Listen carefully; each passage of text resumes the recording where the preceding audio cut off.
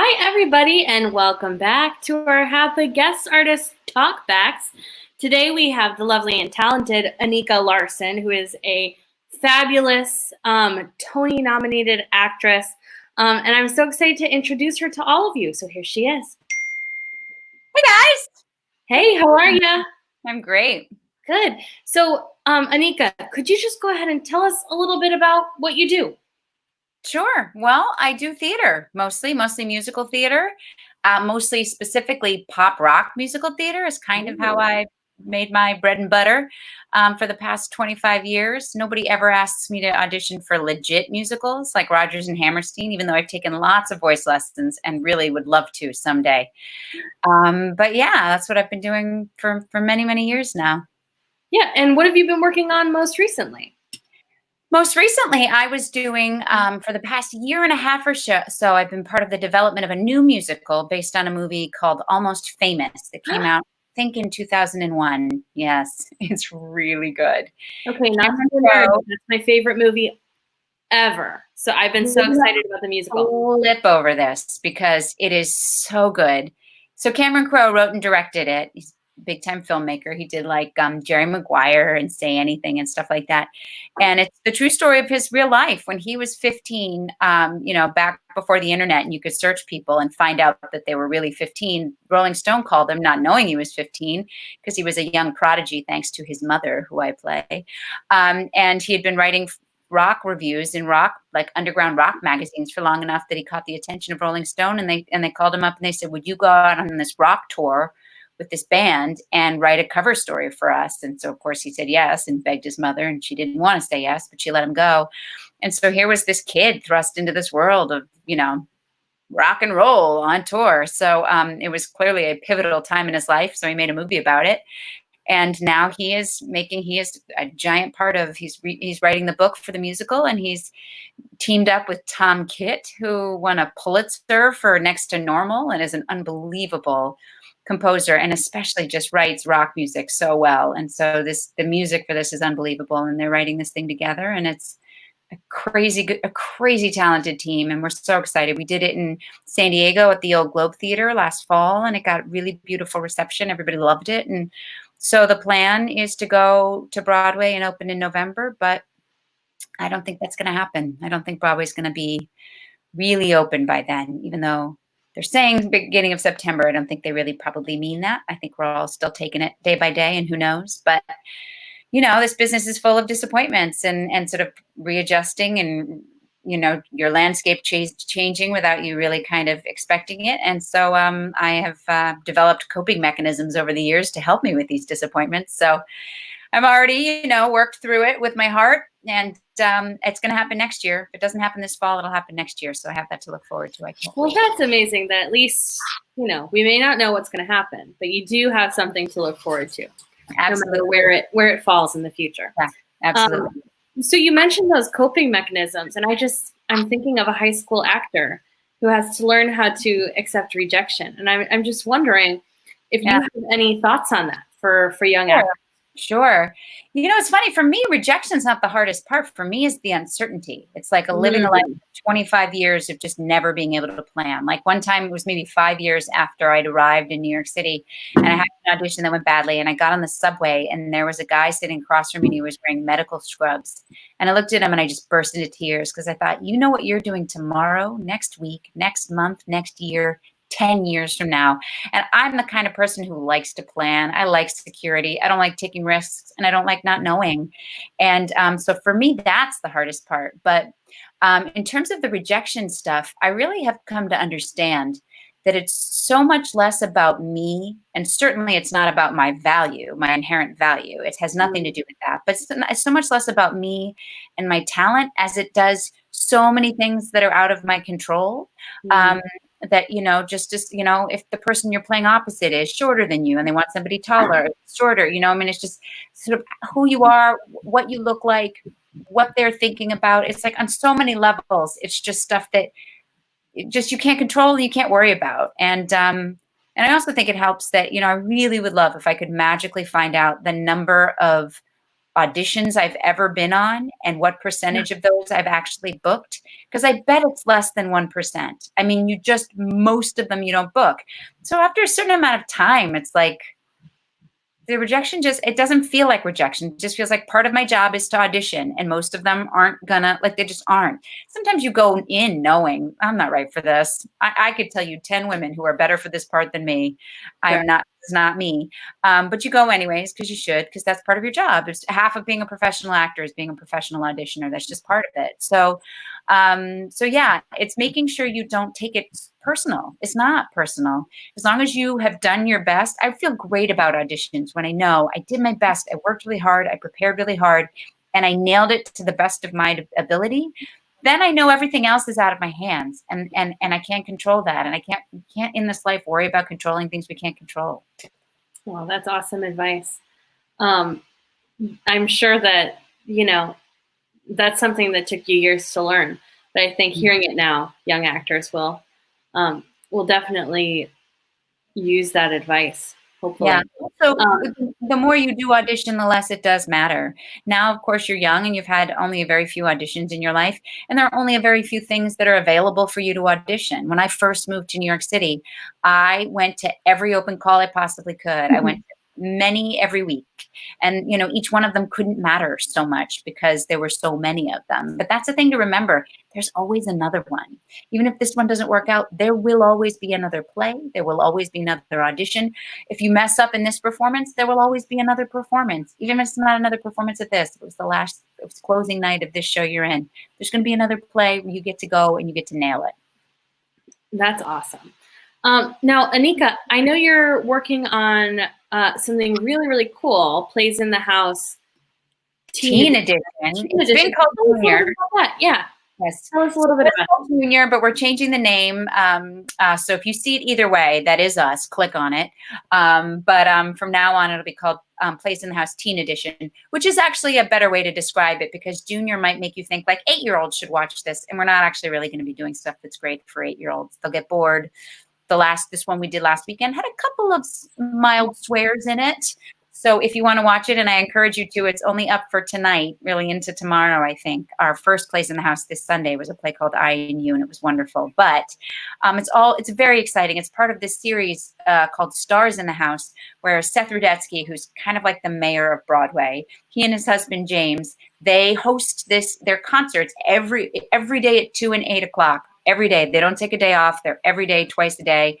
I think they started back when we all thought this coronavirus was going to last like 3 or 4 weeks, and didn't know that 2 months later they'd still be doing it with no end in sight. So, so they decided, well, we've got to find ways to fill these hours that aren't just us, because we need a break. So it occurred to them, hey, why don't we do Plays in the House? So every Wednesday and Saturday afternoon they have Broadway stars who are performing plays. And then they thought, hey, wait a minute, Plays in the House for teenagers. Let's do that. So every Sunday now, indefinitely, who knows how long we'll keep doing it, but every Sunday at 2 o'clock Eastern time, 2 o'clock New York time, we will be doing a different play that's for young people, performed by young people, and each one of them is a fundraiser. All of these concerts and plays are fundraisers to sort of help people right now. So ours are specifically going to be to help organizations that bring theater to young people all across America. So click on it, check it out, come watch us. They're really fantastic. You're going to be floored by the talent levels of these people, and excited because there's people that you recognize. Yeah, that's super, super awesome. And I want all my students. So that's 2 p.m. Eastern time, which means 1 p.m. our time on Sunday. Our awesome backstage guru, Miss Broussard, is dropping the links here below us. So please go watch. That's so cool. What types of plays are you doing?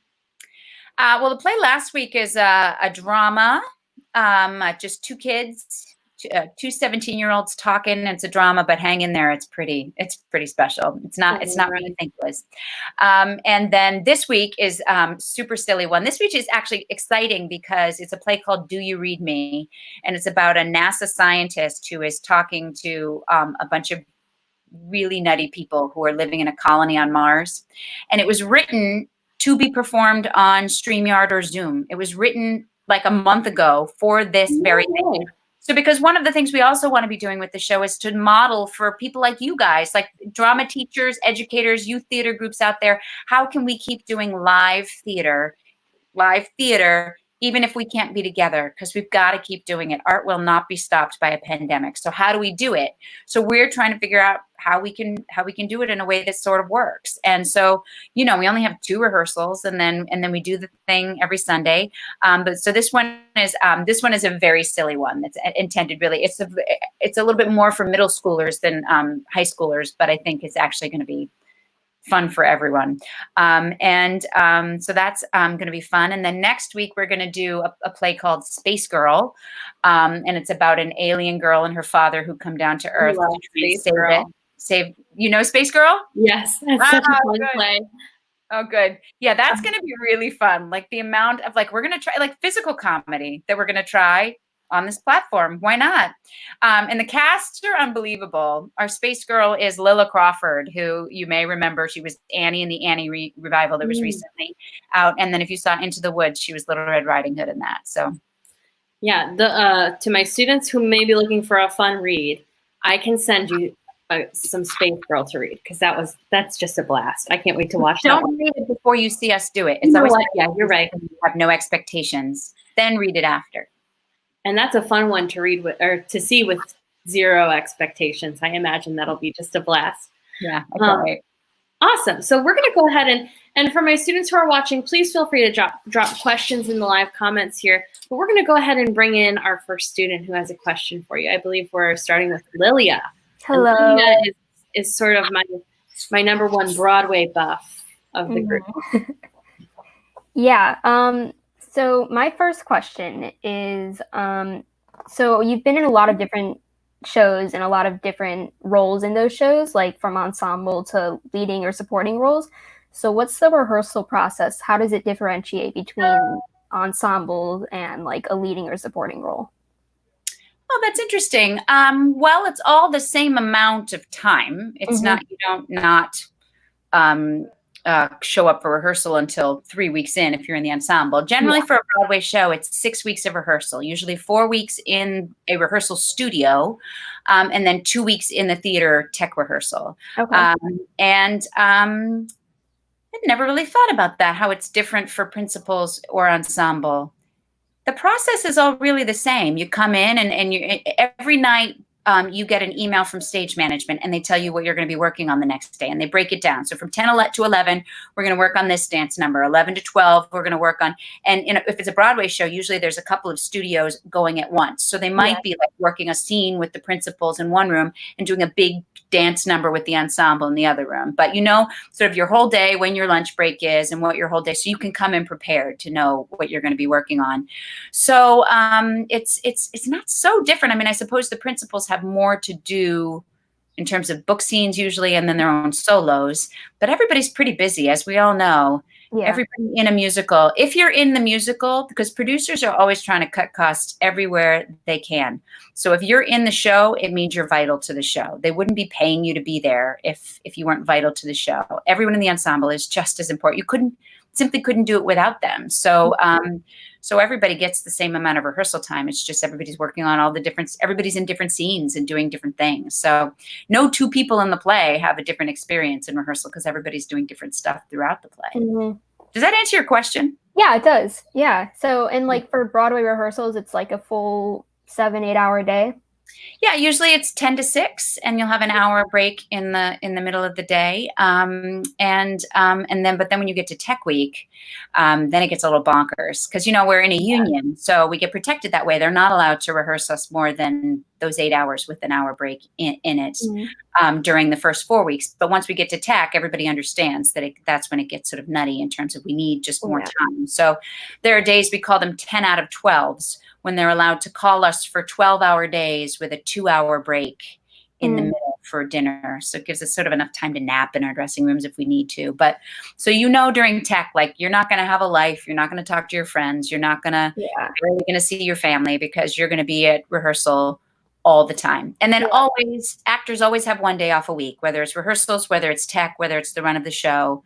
we always have, usually in rehearsals, it's Sunday. And then you start your sort of work first week of previews, then you'll usually switch to Monday. Most Broadway schedules have Mondays off, though some don't. So, but we always get one day off a week. So we always work 6 days a week. And then when we're running, we always do 8 shows a week. So that means 2 days a week, we have 2 shows, a matinee and an evening.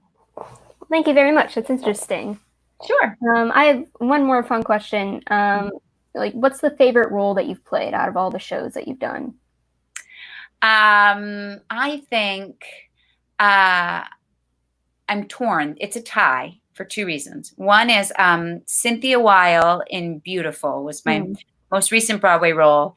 And it's my favorite because one day during the show, I guess I complained to my dresser. You know what a dresser is? This person in the wardrobe department who helps you with your quick changes. So one day, I think I complained to her too much about my love life. And one day during one of my quick changes, she said, "Would you like to be set up on a blind date with a trumpet player named Freddie?" And I said, "Why not? I've never said no." And then the day we recorded the Beautiful Cast album, literally that very day, I walked straight from the recording studio over to a club called BB King's on 42nd Street. That doesn't exist anymore. It's closed down. And I watched him play the trumpet with a band for an hour and a half. And I thought, he's really good at that. I hope we like each other. Hope we have something to talk about. And then 6 months later, I was living in the house you see me here in the suburbs of New York City. And I was pregnant with our first baby. And we have 2 little boys now. And I've been here for 6 years, and we're married and have our little boys. And we call them our beautiful babies because they only exist. Wow.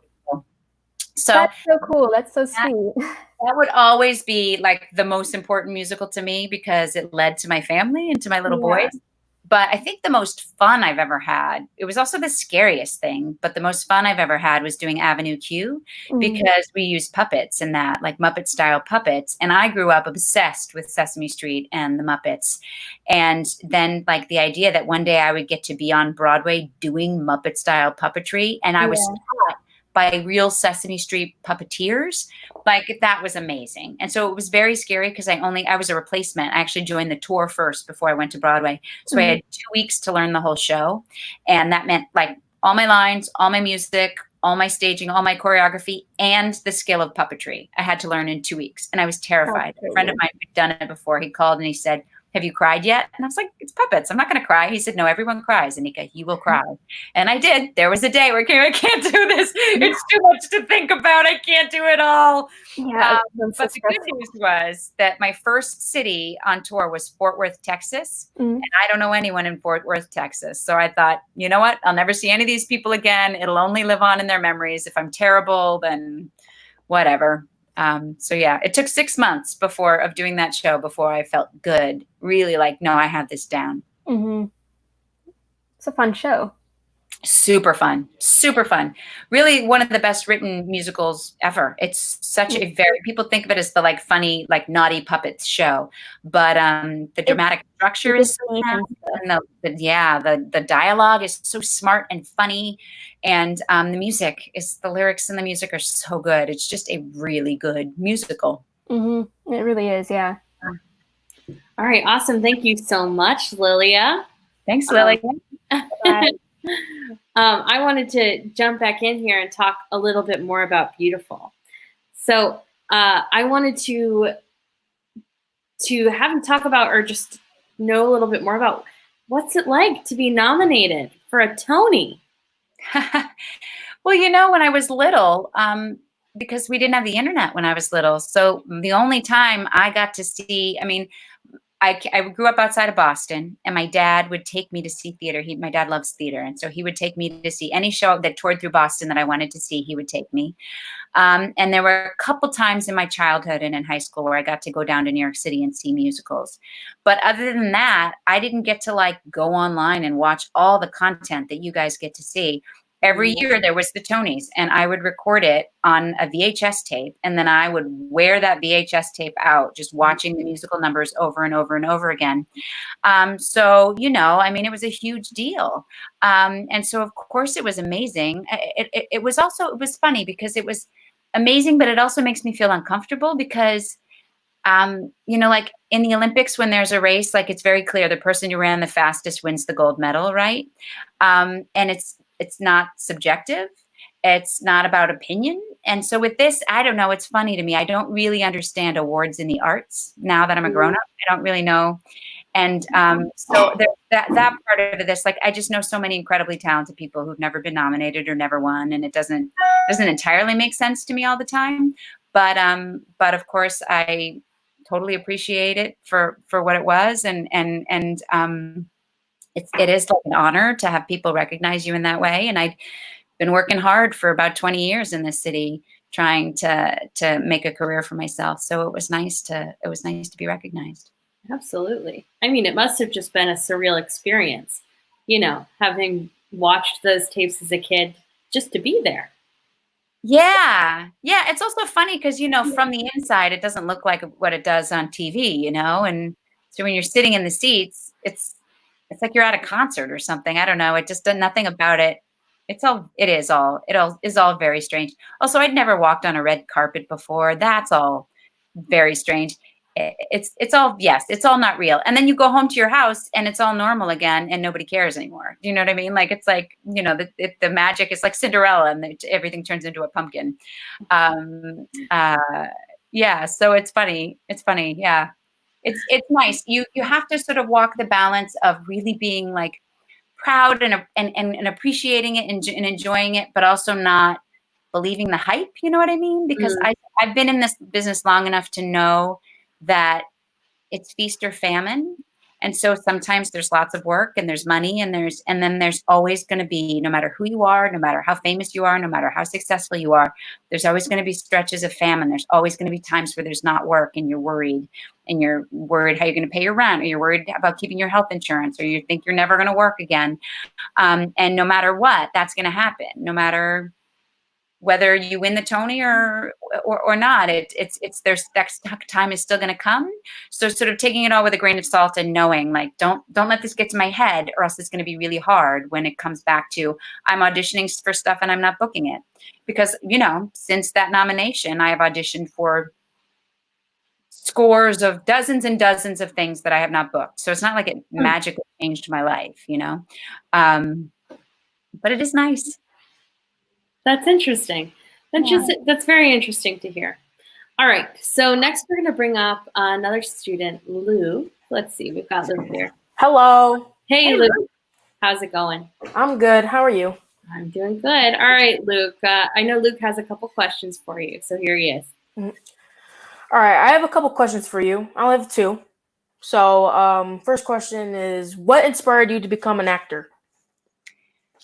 Well, I have 9 brothers and sisters, and 6 of them are adopted from all over the world, from different races and countries. And so growing up, that's unusual now, but back in the 1970s and 80s when I was growing up, that was very unusual. So in my town, like, everybody knew who we were. And so everywhere I went, people would be like, hey, you're a Larsen. You're one of the Larsens, right? But nobody ever knew my name. And I get it. 10 kids, that's too hard. That's too many kids to remember everybody's name. I get it. But I was desperate for attention, like for just everybody to just look at me and know who I was and my name. So when I was about 4 or 5, I realized people would pay attention to me if I sang. So I kept doing it.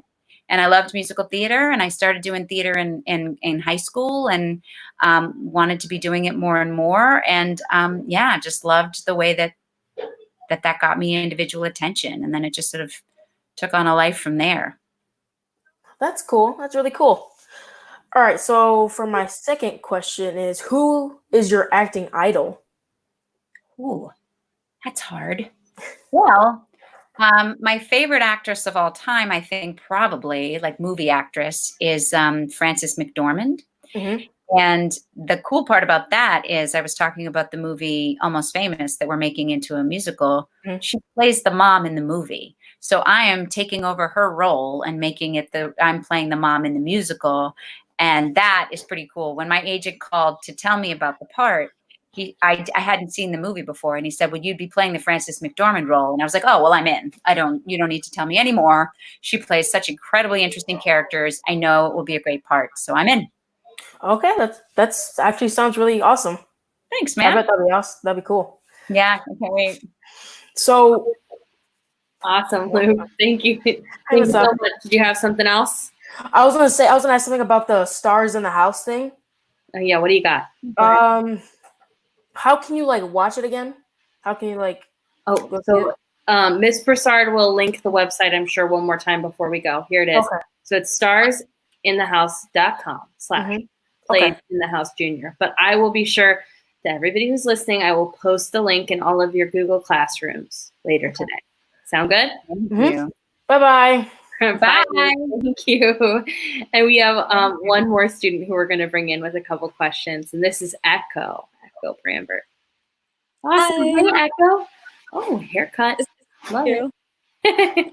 All right. Echo's got a couple questions for you. It's been so interesting hearing about all the things you've done and been through. Thanks.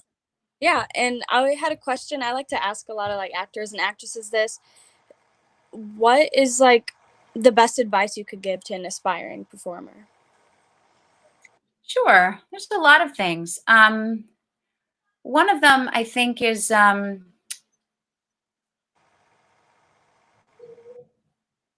so many things. One of them I think is that you should try. I mean, I think that like if there's any doubt that you like, should I try to follow my dreams? I think the worst thing in life is regret.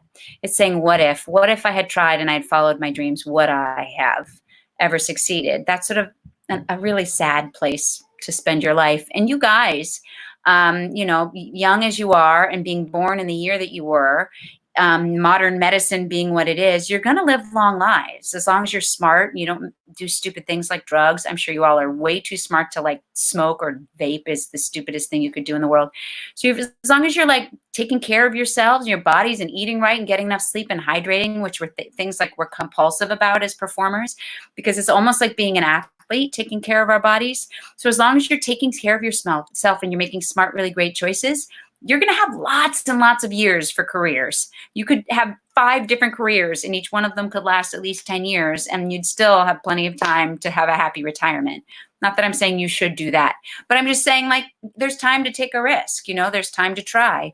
Also, I think that sometimes I think of life as like a river and we're in a boat and we have oars and we think we can control where we're going, but the river's going to take us where it's going to take us. We can control a little bit where we go, but really the river is going to take us where it's going to take us. And so you might think you're going one way. You might think you're going to move to New York and be an actor. And then you get there and you find actually there's this whole other side of the theater business that's really great that I would rather be a part of. I don't think people when they're 10 think, you know what, one day I am going to be a press agent for theater or an agent or a manager. There are thousands and thousands of people in New York City who are a part of making theater happen and that you don't ever see. So of course there's the crew and stage management and box office and front of house and the ushers and everybody.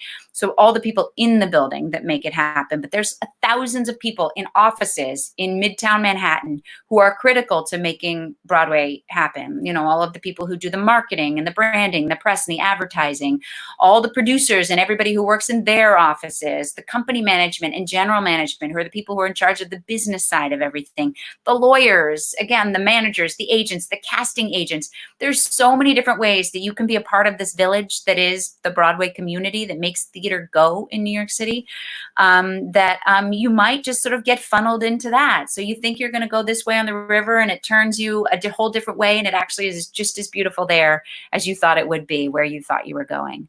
So I say go for it. And yeah, this is the other thing I would say is my high school drama teacher said, if you have the talent, you will work. It may take 10 years, but you will work. And from what I know of the business now, I know that to be true. And that's something really heartening in that. It's not just about luck. It's not just about I have to be in the right place at the right time or I have to know somebody, have connections or whatever. It's not that. It's if you persist. And I would qualify it with, I would also add, if you have the talent and you're great to work with, because we all know how collaborative musical theater is, right? We know that, you know, an author can go to a cabin in the woods and 3 months later leave with a great novel, but it takes at least 75 people to make a new Broadway musical. You just have to. And if you're not good at working well with others, if you're not good at being a team player, you're not going to keep getting rehired. So if you have the talent and you're great to work with, you're great in working in groups and you do your homework, you show up prepared, and people want to keep rehiring, you will work. And that's really exciting to know that it's not some sort of magical thing. Right. And that is really good advice, because I feel like a lot of performers feel like discouraged when, they don't get a part, but, there's so many other things you can get involved with to make that happen. Yeah.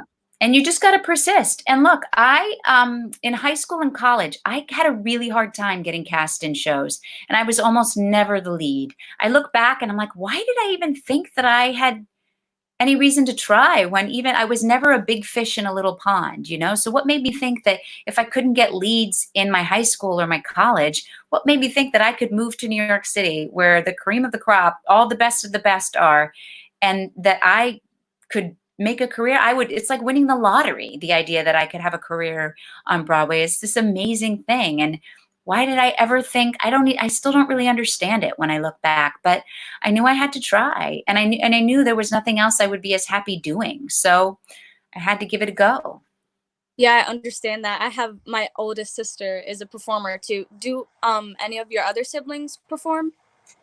Not really. I have my oldest brother plays the trumpet. He's a trumpet player for the Chicago Symphony.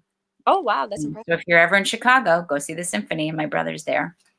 Yeah, because I heard you talking about your siblings and stuff, and you're like, oh, I want the spotlight to be on me. I want to perform. I have 6 siblings, so I Ooh, you get it. Yeah, So- you get it. But those were all my questions. Yeah. All right, awesome, Echo. Thank you so much. And how funny that your brother is a trumpet player. You've got your husband and your brother, huh? Isn't that weird? Such a weird coincidence. Yeah. Yeah. All right, awesome. So there's one last thing I'm dying to ask you about that I don't think many of my students have probably ever thought about. But as a musical theater performer, you're used to performing live most of the time. But you've also had the experience of recording an album, haven't you? Yeah, a few of them. How is that different for you? And what have those experiences been like? Well, it's different because you're in a room. You're in like a little booth, right? You're in a little booth, and you're not singing to anybody. You're just like all alone, and it's kind of a sort of deadening sound. Like they literally put like foam on the walls so that it doesn't echo or reverberate. So they kind of want to deaden the sound to do the recording. Mm-hmm. So it's like singing in a bubble. It's very strange. And so you have to sort of like close your eyes and try to pretend you're in that real moment and do it as fully as you do it on stage. But yeah, it's definitely funny and different. And there's also the stress of you're nervous because this is exactly what it's going to sound like for all time. And I grew up with cassette tape after cassette tape after cassette tape of Broadway shows that I listened to backward and forward. And I copied exactly how Bernadette Peters or Patti LuPone sang. And that just happened to be the way they did it that day. But for me, that was it. That was like, gospel. And yeah, it's a funny thing to know that and just like what an exciting thing to know that there will be kids listening to me singing on these albums, and even like learning roles and listening to the recording to learn the song the way I did, because I couldn't read music back then. The idea that my sort of version of it might be the standard version of it is like, what a crazy honor, what an exciting thing. And and it will live on forever. It's like a legacy, That's super interesting. And it's never even occurred to me as a theater teacher, like that's just how they sounded that one day. That's totally interesting. Sort of depending on when it was recorded in the run of the show, you change. It morphs every day and slowly gets different. And so by the end of the time, I did the show for 2 years. So I'm not sure if I was singing it the same way on my last performance. I'm sure I wasn't, in fact, because life has changed and we can do nothing but change. So it wouldn't. Yeah. That's super awesome. Sorry, I'm getting some construction noises around here. But so Anika, is there anything else that we missed? Anything you wanted to touch on or make sure my students know about before we release them back into the world? No, it's so nice to talk to you guys. All right, awesome. Well, one more time, everybody, definitely this Sunday at 1:00 in Northwest Indiana, hop on starsinthehouse.com to watch that show, right? We've got that comedy this week. And thank you so much, Anika. Thank you. So nice to be here. Take care, guys. Stay safe.